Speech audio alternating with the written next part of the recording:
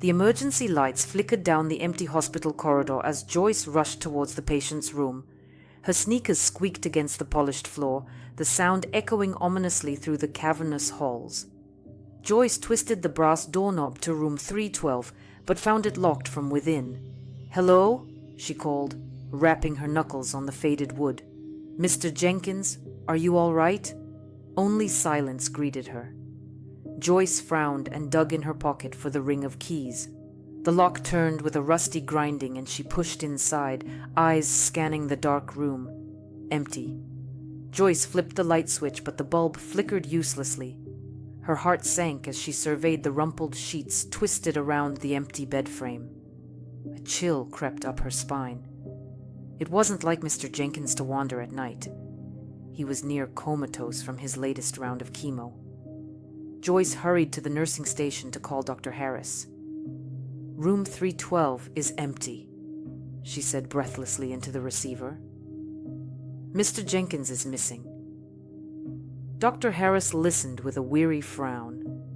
"I'm sure he just got confused and is wandering around somewhere. Check the usual spots: day room, cafeteria." "At this hour?"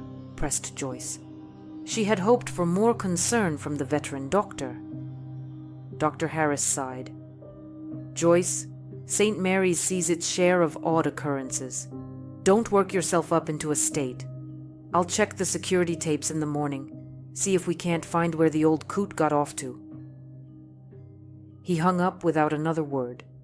Gritting her teeth, Joyce grabbed a flashlight and started her search. The hospital wings seemed to stretch endlessly under the pale emergency lighting. Empty gurneys and shadowy doorways yawned at her as she passed. Joyce shivered, her breath frosting in the drafty air. Finally, she circled back to room 312, gripping her flashlight like a weapon. A scrap of white caught her eye under the bed. Joyce knelt to retrieve it. A soiled bandage, recently used. But by whom?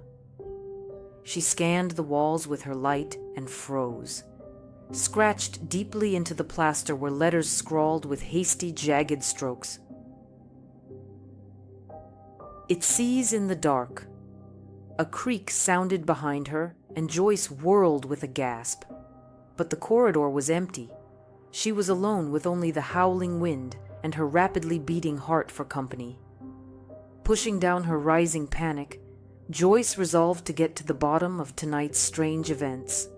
Administration be damned. There were darker forces at work in St. Mary's Hospital, and she intended to find out what. Joyce tugged her cardigan tighter as the nightly chill settled into the hospital halls. 3 more patients had vanished since Mr. Jenkins' disappearance, always from their rooms in the unlit West Wing. The clawing unease deepened in her gut with each new empty bed. She entered the staff break room hoping for coffee and found Dr. Harris grimly reviewing the security tapes. "Anything?" Joyce asked, looking over his shoulder. Grainy black and white showed hallway after hall empty of life. "Systems on the fritz again," Dr. Harris muttered. He flipped through hours of static. Then around 2 a.m., a shadow flickered at the edge of the frame. Dr. Harris rewound and replayed it frame by frame.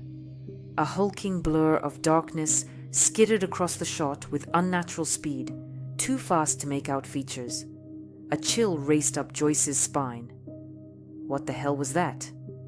A technical glitch, I'm sure. But unease flickered in Dr. Harris's eyes. He ejected the tape with a sigh. "Try and get some rest, Joyce. I'm pulling all my resources to find these folks. I promise." Sleep remained elusive as Joyce's mind churned. After her rounds, she decided to investigate the hospital's locked basement level herself. Prying open the rusty door took several minutes of grunting effort.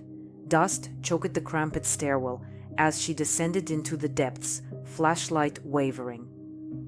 The basement opened up into a raw, concrete cavern littered with abandoned hospital equipment and piles of mildewed files.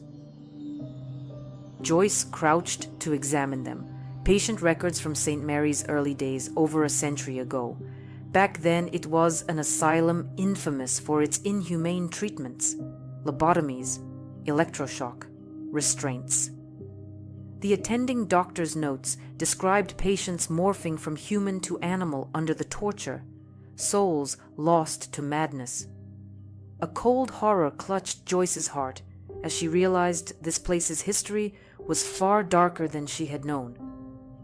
A scratching sound made her whirl, flashlight beam piercing the dust, nothing but shadows. Joyce hurriedly thumbed through more files, stopping at one festooned with newspaper clippings. She gasped. This asylum was built on Native American burial grounds, forcibly appropriating tribal land. A string of patients died under mysterious circumstance until the natives launched a raid, attempting to burn the place to the ground. They were slaughtered for their efforts.